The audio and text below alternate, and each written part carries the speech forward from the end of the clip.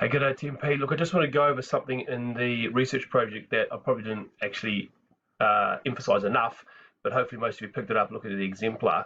Look, if you look at what we need to do, particularly I want to draw your attention to number 5, which many of you are up to or getting very close to. Describe the significance of the impact of the action for society in New Zealand and if relevant elsewhere.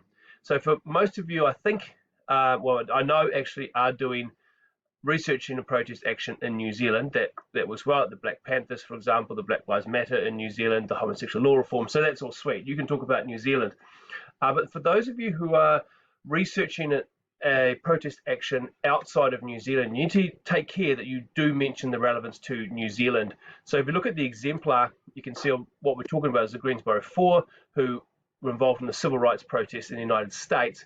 And there's this paragraph here explaining the impact of the action on New Zealand and New Zealand society. The actions of the Greensboro Four is seen as an example of people stepping up for equal rights, okay? And then it goes on like that.